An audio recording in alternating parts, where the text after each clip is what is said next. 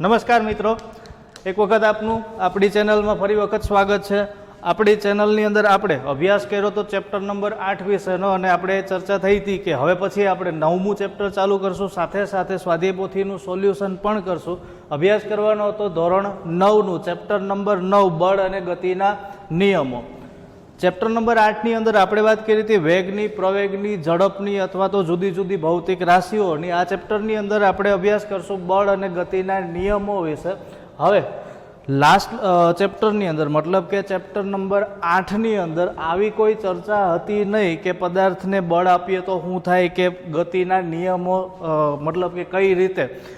હવે લાસ્ટ ચેપ્ટરની અંદર આપણે શું વાત કરી તો કે વેગ કોને કહેશું, પ્રવેગ કોને કહેશું, અથવા તો વેગ સમયના આલેખો વિશેની ચર્ચા થઈ હતી। હવે અહીંયા એનો જ ઉપયોગ કરી બળ અને ગતિના નિયમો વિશેનો અભ્યાસ આપણે કરવાનો હતો। જ્યારે માનો કે કોઈ પદાર્થ ગતિમાં આવે અથવા તો કોઈ પદાર્થ સ્થિર અવસ્થામાં છે, આ બે જુદી જુદી અવસ્થા, એક ગતિશીલ અવસ્થા, બીજી છે સ્થિર અવસ્થા। જૂના જમાનામાં મતલબ કે પહેલાંના સમયની અંદર વૈજ્ઞાનિકોનો સૌથી મોટો પ્રશ્ન એ હતો કે માનો કે પદાર્થની કોઈ પ્રાકૃતિક અવસ્થા આપવી, મતલબ કે પદાર્થની અવસ્થા એવી અવસ્થા કે જેને આપણે કુદરતી ગુણધર્મ કહી શકીએ, અથવા તો એને કુદરતી અવસ્થા કહી શકીએ, અથવા તો એવું કહી શકીએ કે આ પદાર્થનો મૂળભૂત સ્વભાવ છે। હવે આ પદાર્થનો મૂળભૂત સ્વભાવ કે પ્રાકૃતિક અવસ્થા કેવી, તો કોને કહેવાય, ગતિશીલ અવસ્થાને કેવી કે સ્થિર અવસ્થાને કેવી। એટલે સૌથી મોટો જૂના જમાનાનો અથવા તો જે તે સદીનો સૌથી મૂંઝવણભર્યો વિજ્ઞાનમાં ગતિ વિશેનો પ્રશ્ન કે પ્રાકૃતિક અવસ્થા કેવી કોને। બનતું હતું એવું કે ઘણા વૈજ્ઞાનિકોનો સમૂહ હતો જે એવું કહેતો હતો કે ભાઈ પદાર્થની સ્થિર અવસ્થા એ પ્રાકૃતિક અવસ્થા છે। ઘણા વૈજ્ઞાનિકો અથવા તો એક સમૂહ એવો હતો કે જે એવી વાત કરતો હતો કે પદાર્થની ગતિશીલ અવસ્થા મતલબ કે પદાર્થ જ્યારે ગતિમાં હોય એને પ્રાકૃતિક અવસ્થા કહેવાય। તો એના માટેના જુદા જુદા પ્રયોગો, અને એમાં ખાસ કરીને બે વૈજ્ઞાનિકોએ સૌથી મોટો ભાગ ભજવ્યો। એકનું નામ હતું સર આઇઝેક ન્યૂટન, એક વૈજ્ઞાનિક જેનું નામ હતું સર આઇઝેક ન્યૂટન, અને બીજો ભાઈ હતો જેનું નામ હતું ગેલિલિયો ગેલિલી। આ બે વૈજ્ઞાનિકોએ ગતિના ખ્યાલોમાં સૌથી અગત્યનો ભાગ ભજવ્યો। હવે ગેલિલિયોએ એક ચોખવટ કરી હતી કે માનો કે કોઈ પદાર્થને ઠોકર મારવામાં આવે, મતલબ કે ધક્કો મારવામાં આવે, એટલે કે બળ આપવામાં આવે, સારી ભાષામાં વાત કરીએ, માનો કે પદાર્થને ઠોકર મારો અથવા તો પદાર્થને બળ આપીએ, જો પદાર્થને બળ આપવામાં આવે, પાછી શરત એ હતી કે પદાર્થ સ્થિર અવસ્થામાં હોવો જોઈએ, ગતિમાન પદાર્થને ઠોકર મારવાના ધંધા ન કરાય, નહીતર પગ તૂટે। સ્થિર પદાર્થ અથવા તો સ્થિર અવસ્થામાં રહેલો પદાર્થ એને ઠોકર મારવામાં આવે તો સ્થિર અવસ્થામાંથી પદાર્થ કઈ અવસ્થામાં આવે, તો કે ભાઈ ગતિશીલ અવસ્થામાં આવે। કઈ અવસ્થામાં આવશે? ગતિશીલ અવસ્થામાં। હવે શું થાય તો કે આ પદાર્થ ગતિમાન અવસ્થામાં થોડુંક અંતર કાપે, મતલબ કે જો એને બળ આપવામાં આવે તો થોડું અંતર કાપશે। સમય જતાં પદાર્થની ગતિમાં ઘટાડો થાય, સમય જતાં પદાર્થની ગતિમાં ઘટાડો, ગતિમાં એક તો ઘટાડો જોવા મળશે, સાથે સાથે બીજી ઘટના કઈ જોવા મળે તો કે જેમ જેમ ગતિના મૂલ્યમાં ઘટાડો થતો જાય એમ એક સમય એવો આવે કે આ ગતિનું મૂલ્ય છે લગભગ શૂન્યની નજીક પહોંચી જાય। મતલબ એવો થાય કે આ પદાર્થ કેવો થઈ જાય, હવે સ્થિર અવસ્થામાં આવશે, અથવા તો પદાર્થની ગતિનું મૂલ્ય શૂન્ય થશે। અથવા તો માનો કે કોઈ એવી જગ્યાએથી પદાર્થને છોડવામાં આવે જાજુ બળ આપ્યા વગર, મતલબ કે વધુ મૂલ્યનું બળ આપ્યા વગર। ઉદાહરણ તરીકે ઢાળ ઉપરથી આપણે છોડી દઈએ। હવે ઢાળ ઉપરથી જો પદાર્થને છોડી દેવામાં આવે તો ઘટના કંઈક એવી બને કે ઢાળ ઉપરથી જેમ નીચે તરફ જાય એમ પદાર્થની ગતિના મૂલ્યમાં વધારો થશે, એમ પદાર્થની ગતિના મૂલ્યમાં શું થતું જાય, વધારો થતો જાય। હવે ઢાળ જેમ નીચે તરફ જતા જાય ગતિના મૂલ્યમાં વધારો થાય, એક સપાટી એવી આવે કે જે સમક્ષિતિજ મતલબ કે સીધી સપાટી હશે। સીધી સપાટી ઉપર ઢાળ ઉપરથી આવેલો પદાર્થ થોડે સુધી ગતિમાન અવસ્થામાં અથવા તો ગતિશીલ રહેશે। જેમ જેમ અંતર વધુ કાપતો જાય, મતલબ કે અંતરના મૂલ્યમાં જેમ વધારો થતો જાય એમ શું થાય તો કે ગતિના મૂલ્યમાં ઘટાડો થતો જાય। એટલે પદાર્થ છે એની ગતિના મૂલ્યમાં ઘટાડો થતો જાય અને એક સમય એવો આવે કે ત્યારે પણ પદાર્થ કેવી અવસ્થામાં આવી જાય? સ્થિર અવસ્થામાં આવી જાય. મતલબ કાંઈક એવો થાય કે જો પદાર્થને બાહ્ય બળ ન આપો, જો પદાર્થને બાહ્ય બળ ન આપો તો પદાર્થ પોતાની મૂળ અવસ્થા જાળવી રાખે. પદાર્થની મૂળ અવસ્થા કઈ હતી? તો કે સ્થિર અવસ્થા. મતલબ તો એવો થયો કે જો પદાર્થને બાહ્ય બળ આપવામાં આવે તો પદાર્થ ગતિશીલ અવસ્થામાં આવે, નહીતર કઈ અવસ્થામાં રહે? તો કે મોટા ભાગે સ્થિર અવસ્થામાં રહે. એટલે આ બે ભાઈઓ, એક હતો સર આઇઝેક ન્યૂટન અને બીજા હતા ગેલિલિયો ગેલિલી, આ બંનેએ સંશોધન પછી એવું કીધું કે પદાર્થની સ્થિર અવસ્થા છે, આ પદાર્થની સ્થિર અવસ્થા એને જ પદાર્થની પ્રાકૃતિક અવસ્થા કહેવાય. પદાર્થની સ્થિર અવસ્થા એને જ કઈ અવસ્થા કહેવામાં આવે? પ્રાકૃતિક અવસ્થા કહેવામાં આવે. શા માટે સ્થિર અવસ્થાને પ્રાકૃતિક અવસ્થા કહેવામાં આવે? તો કે મોટાભાગના સ્થિર પદાર્થો અથવા તો મોટાભાગના સ્થિર અવસ્થામાં રહેલા પદાર્થો, આ પદાર્થોને જ્યાં સુધી બાહ્ય બળ ન આપો ત્યાં સુધી પદાર્થ પોતાની અવસ્થા બદલશે નહીં. એટલે પદાર્થને ગતિમાં લાવવા માટે બાહ્ય બળ આપવું પડે અને બાહ્ય બળ ઘણા બધા પ્રકારના હોય. કાં તો ધક્કો મારવો પડે, કાં તો એને બળ આપવું પડે, અથવા તો આ પદાર્થને ખેંચવો પડે. બાહ્ય બળ કોઈ પણ રીતે આપી શકાય. પદાર્થને ધક્કો મારવો પડે, બળ આપવું પડે અથવા તો એને ખેંચવો પડે. આ બાહ્ય બળ આપો એટલે પદાર્થની અવસ્થામાં ફેરફાર થાય. બાહ્ય બળ આપીએ એટલે પદાર્થની અવસ્થામાં ફેરફાર થાય. કેવો ફેરફાર થાય? તો કે થૈર હોય ને ધક્કો મારો તો ભાગવા માંડે, અને ભાગતો હોય ને સામે ઊભી જાવ તો થૈર થાય. એટલે આવો ધંધો કરવો નહીં. બધી પદાર્થોની સામે ઊભવા જાય તો કંઈક આપણે ટળી જાય, એટલે એ કરાય નહીં. પણ કહેવાનો મતલબ એવો છે કે પદાર્થની અવસ્થા બદલવી હોય તો કોઈ પણ રીતે બાહ્ય બળ આપવું પડે. એમાં સ્થિર પદાર્થને ધક્કો મારો, બળ આપો કે ખેંચો એટલે આ સ્થિર અવસ્થામાંથી કઈ અવસ્થામાં આવે? ગતિશીલ અવસ્થામાં આવશે. એટલે એક તો આને પ્રાકૃતિક અવસ્થા કીધી, કઈ અવસ્થાને? સ્થિર અવસ્થાને. બીજું કે સ્થિર પદાર્થને ગતિમાં લાવો તો આવું કાંઈક કરવું પડે. હવે આપણે શું કરીએ? તો કે એને કોઈ પણ રીતે બળ આપીએ, પણ આપણા દ્વારા આપવામાં આવેલું બળ લગભગ કોઈ દિવસ જોઈ શકાતું નથી. મતલબ એવો થાય કે આ એક પ્રકારનો એવો જાદુ છે કે જેને આપણે જોઈ નહીં શકીએ પણ આની અસર અનુભવી શકાય. મતલબ કે બળનો પ્રભાવ છે, આ પ્રભાવનો અનુભવ થાય. આને નરી આંખે કોઈ દિવસ જોઈ શકાતું નથી. કોને? આપણા દ્વારા આપવામાં આવેલું બળને. બીજું, પ્રભાવ જોઈ શકાય એનો મતલબ એવો થાય કે જ્યારે કોઈ પદાર્થને બળ આપવામાં આવે તો આ બળની અસર પદાર્થ ઉપર કાંઈક જુદી જુદી થાય. ઉદાહરણ તરીકે મારી પાસે એક સ્પ્રિંગ છે, જો આવી એક લાલ કલરની સ્પ્રિંગ છે સરસ મજાની. હવે આ લાલ કલરની સ્પ્રિંગ ઉપર આપણે બળ આપવું તો અપાય. કઈ રીતે? તો કે આ સ્પ્રિંગના બે કાન પકડો, હાલો પકડા, પકડીને ખેંચો તો શું થાય? તો કે સ્પ્રિંગના આકારમાં ફેરફાર થાય. કેવો ફેરફાર? તો કે વ્યક્તિ બળ આપે છે એ વ્યક્તિ કેવો તાકાતવાળો છે એના ઉપર આધાર રાખે. મારા જેવો જો બળ આપતો હોય તો આવી જ કરી દે સ્પ્રિંગને. ઘણી વખત ગણે સ્પ્રિંગને સીધા તારમાં ફેરવી દે. એટલે આવા ધંધા આપણે કરવાના નથી, પણ ખાલી એટલું જોવાનું છે કે આને જ્યારે આપણે બળ આપીએ, મતલબ કે ખેંચીએ, ત્યારે સ્પ્રિંગમાં ફેરફાર શું થાય? મતલબ કે લંબાઈમાં વધારો થાય, આકારમાં થોડોક એવો ફેરફાર થાય. અથવા તો આપણી પાસે કોઈ એક દડો છે, દબાવી શકાય એવો, પછી લોખંડના ગોળા લઈને ઊભાય નહીં, એમાં આપણા હાથનો આકાર ફરી જાય. એક દડો હોય, દડાને તમે દબાવો તો શું થાય? તો કે એનો ગોળાકાર, મતલબ દડાનો આકાર છે એ ગોળ હોય, એમાં થોડો ઘણો ફેરફાર થઈ જાય, લંબગોળ થાય. એટલે બળ છે એનો પ્રભાવ અનુભવી શકાય, પણ બળને નરી આંખે જોઈ શકાતું નથી. આનો મતલબ એવો થાય કે બળની અસર હેઠળ જોવા મળતી ઘટનાઓ પદાર્થના આકારમાં ફેરફાર થાય. બળની અસર હેઠળ કેવી ઘટના જોવા મળે? તો કે પદાર્થના આકારમાં ફેરફાર થઈ જાય. આકારમાં ફેરફાર થાય ક્યારે? તો કે જ્યારે પદાર્થને બળ આપવામાં આવે ત્યારે આકારમાં જોવા મળતો ફેરફાર ઘણી બધી રીતે થાય. કાં તો એની લંબાઈમાં વધારો થાય, કાં તો એનો શેપ છે એ વિખાઈ જાય, અથવા તો બીજા કોઈ ફેરફાર. તો આ બળના પ્રભાવનો અનુભવ કરી શકાય, નરી આંખે જોઈ શકાય નહીં. એના ઉપરથી બળના બે પ્રકારો છે. બળના આમ જોઈએ તો મુખ્ય બે પ્રકારો, આગળ આવશે બીજા. અત્યારે આપણે જે જોવાના છીએ એક બળ જેને કહેવામાં આવે સંતુલિત બળ, અને બીજો પ્રકાર છે આને કહેવામાં આવે અસંતુલિત બળ. સંતુલિત બળો અને અસંતુલિત બળ. એમાં પહેલાં આપણે વાત કરશું સંતુલિત બળ વિશે. માનો કે આપણી પાસે એક લાકડાનું ટેબલ છે અને લાકડાના ટેબલની સપાટી છે એ સમક્ષિતિજ છે. સમક્ષિતિજનો મતલબ થાય સીધી સપાટી અથવા તો લીસી સપાટી. હવે એની ઉપર આપણે એક લાકડાનો બ્લોક મૂકીએ. કદાચ બધા ડસ્ટર તો જોયું જ હશે.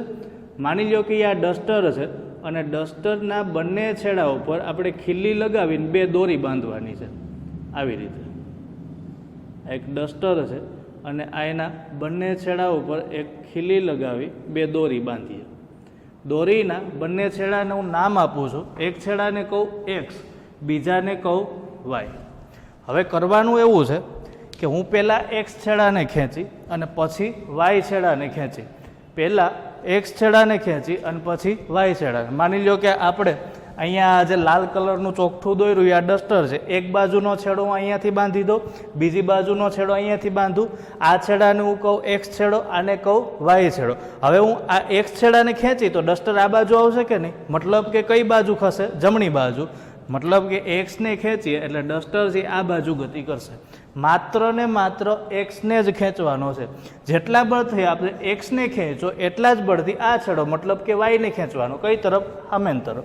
તો આ વાય છેડાને ખેંચે એટલે ડાબી બાજુ ગતિ કરશે.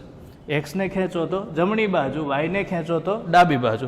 હવે આપણે જ્યારે બંને છેડાને ખેંચ્યા તો બંને છેડા ઉપર લગાડેલા બળનું મૂલ્ય સમાન હતું.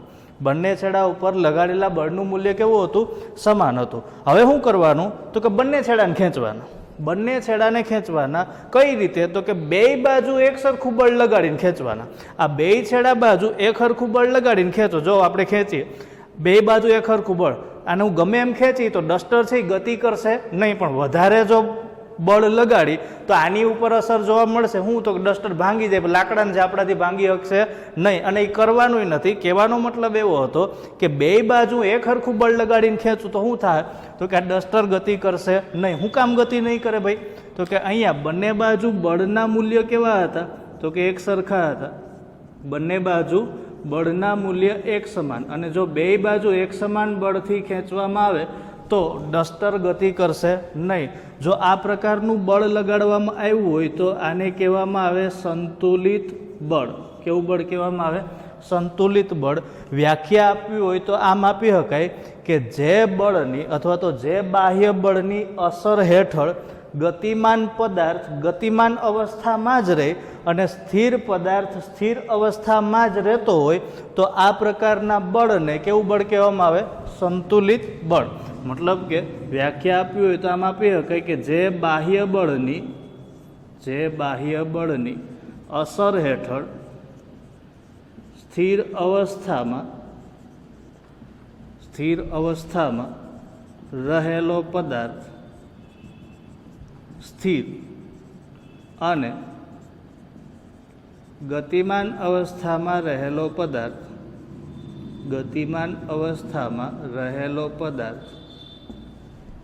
અચળ વેગી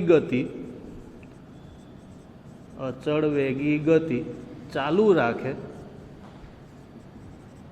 તો આ પ્રકારના બળને કયું બળ કહેવામાં આવે? સંતુલિત બળ. તો આવા પ્રકારના બળને સંતુલિત બળ કહેવામાં આવે કે જેમાં પદાર્થની અવસ્થામાં કોઈ ફેરફાર થતો નથી. જો પદાર્થ સ્થિર અવસ્થામાં હોય તો સ્થિર જ રહે, ગતિમાન અવસ્થામાં હોય તો પદાર્થ પોતાની અચળ વેગી ગતિ ચાલુ રાખે. જો આવું બળ આપવામાં આવે અથવા તો આવું કોઈ બળ હોય તો એને કહેવામાં આવે સંતુલિત બળ. અહીંયા જ્યારે આપણે પદાર્થ ઉપર સંતુલિત બળ લગાડીએ તો એનું પરિણામ શું મળે? શૂન્ય. કાર્ય કંઈ થાય જ નહીં. શું કામ? તો કે બે બાજુથી લગાડેલ બળનું મૂલ્ય સમાન હોય તો પદાર્થ પોતાની અવસ્થા બદલતો નથી. જો પદાર્થની અવસ્થા ન બદલાય તો આપણા દ્વારા થયેલું કાર્ય કેટલું? 0. અવસ્થા બદલાવી એનો મતલબ શું થાય? કે જ્યારે પદાર્થને બળ આપવામાં આવે ત્યારે સ્થિર અવસ્થામાં રહેલો પદાર્થ ગતિમાન અવસ્થામાં આવે અને ગતિમાન અવસ્થામાં રહેલા પદાર્થના વેગમાં કોઈ ચોક્કસ ફેરફાર થવો જોઈએ. વેગમાં ફેરફાર થવા માટે આપણી પાસે બે વિકલ્પો ક્યાં ક્યાં, તો કે કાં તો વેગના મૂલ્યમાં ફેરફાર થાય અને કાં તો વેગની દિશામાં ફેરફાર થાય. કાં તો વેગના મૂલ્યમાં ફેરફાર થાય અને કાં તો વેગની દિશામાં ફેરફાર થાય. આ બે પ્રકારે જો ફેરફાર થતા હોય તો આપણા દ્વારા થયેલા કાર્યની પરિણામી અસર અથવા તો પરિણામ મળ્યું કહેવાય. પણ અહીંયા શું થાય તો કે આપણા દ્વારા થયેલ કાર્યની પરિણામી અસર કેવી, તો કે 0. મતલબ એવો થાય કે સંતુલિત બળોનું પરિણામી બળ, સંતુલિત બળોનું પરિણામી બળ હંમેશા કેટલું મળે, 0. સંતુલિત બળોનું પરિણામી બળ હંમેશા 0.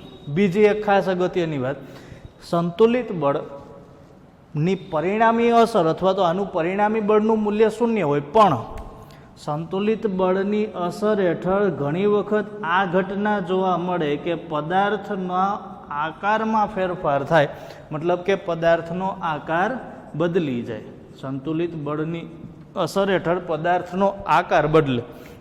થોડી વાર પહેલાં તમને એક ઉદાહરણ આપ્યું હતું સ્પ્રિંગનું, કે સ્પ્રિંગના બે છેડા ખેંચીએ, આ એક્સ અને વાય છેડાને ખેંચો ત્યારે આપણે બે બાજુથી એક સરખું બળ આપીને ખેંચતા હતા, તો શું થયું, આકારમાં ફેરફાર થયો.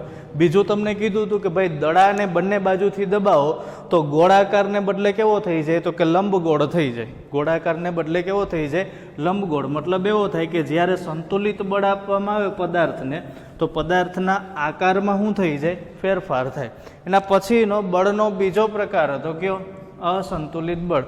વળી પાછું આને આ ડસ્ટરનો પ્રયોગ કરીએ. માનો કે આપણી પાસે આ ડસ્ટર છે, એના બે છેડા કીધા હતા, ક્યાં ક્યાં, એક્સ અને વાય. હવે એક્સ છેડાને ખેંચો તો કઈ બાજુ, જમણી બાજુ, વાય છેડાને ખેંચો તો કઈ બાજુ, ડાબી બાજુ. આ ક્યારે, તો કે જ્યારે આપણે સંતુલિત બળની વાત કરતા હતા ત્યારે. હવે શું કરશું, તો કે એક્સ અને વાય બંને છેડા ઉપર બળ આપશું. એક્સ અને વાય બંને છેડા ઉપર બળ આપશું, પણ કઈ રીતે, તો કે માનો કે એક્સ ઉપર બળ વધારે આપીએ, વાય ઉપર બળ ઓછું આપીએ. આ છેડા ઉપર બળનું મૂલ્ય કેવું, વધારે, અને વાય ઉપર બળનું મૂલ્ય કેવું, ઓછું. હાવ સીધું સાદું કહું, જ્યારે તમે રિસર્ચમાં ઓલા બાંધતા હોય ને પકડમ પટ્ટી રમતા હોય અથવા તો એકબીજાને પકડીને ખેંચતા હોય તો બે ભેગા ખેંચાવ કે એક જ ખેંચાય, કોઈ એક જ ખેંચાય ને શું કામ, જે ખેંચતો હોય એનું બળ કેવું થઈ જાય, વધી જાય, જે ખેંચાતો હોય એનું બળ કેવું હોય, ઓછું.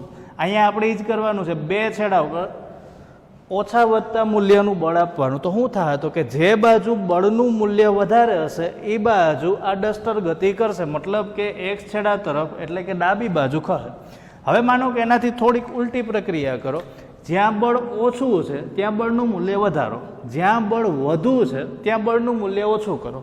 જ્યાં બળ ઓછું છે ત્યાં બળનું મૂલ્ય વધારો અને જ્યાં બળ વધુ છે ત્યાં બળનું મૂલ્ય ઘટાડો. તો શું થાય, તો કે ડસ્ટર હવે જે બાજુ ખસતું તે વિરુદ્ધ બાજુ છે.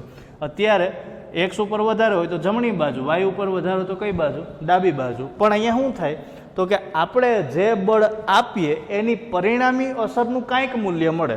અને આગળના કિસ્સામાં શું થતું હતું, પરિણામી અસરનું મૂલ્ય કાંઈ મળતું નહોતું. મતલબ કે ધોળું હતું, ડસ્ટર જ્યાં હતું ત્યાંનું ત્યાં જ રહેતું હતું, આગળ પાછળ હલતું નહોતું. અહીંયા ડસ્ટરના સ્થાનમાં ફેરફાર થાય. મતલબ શું થાય કે ડસ્ટર સ્થિર અવસ્થામાંથી કઈ અવસ્થામાં આવશે, તો કે ગતિમાન અવસ્થામાં આવે. જો આ પ્રકારનું બળ હોય તો આને કહેવામાં આવે અસંતુલિત બળ.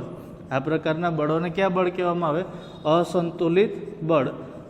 જો એક બળની વ્યાખ્યા આવડે, મતલબ કે સંતુલિત બળની વ્યાખ્યા આવડે તો આની વ્યાખ્યા પણ આવડી જાય. ઓમાં શું થતું હતું, તો કે જે બળની બાહ્ય અસર હેઠળ સ્થિર પદાર્થ સ્થિર રહે, ગતિમાન પદાર્થ ગતિમાન અવસ્થામાં રહે. અહીંયા શું થાય, સ્થિર પદાર્થ ગતિમાન અવસ્થામાં આવે, ગતિમાન પદાર્થ કેવી અવસ્થામાં આવી જાય, તો કે એના વેગમાં ફેરફાર થાય. તો વ્યાખ્યામાં આપી શકાય કે જે બળની અસર હેઠળ સ્થિર પદાર્થ ગતિમાન અવસ્થામાં આવે, સ્થિર પદાર્થ ગતિમાન અવસ્થામાં આવે અને ગતિમાન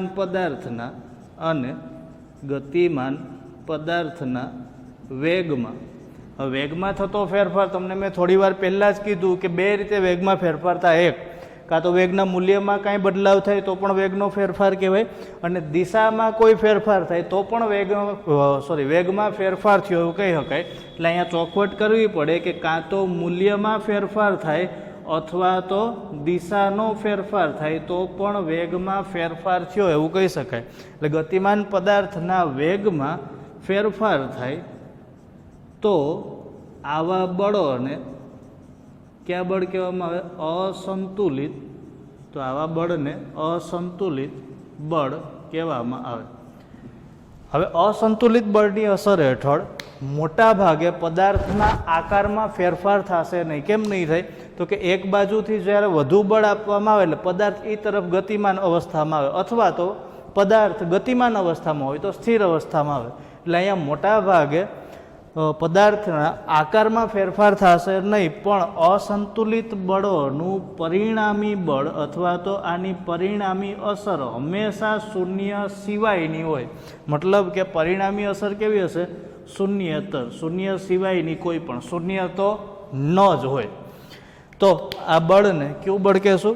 અસંતુલિત બળ. હવે પછીના લેક્ચરની અંદર હજી બળનો એક પ્રકાર છે જેને કહેવામાં આવે ઘર્ષણ બળ. એની ચર્ચા કરશું. Thank you.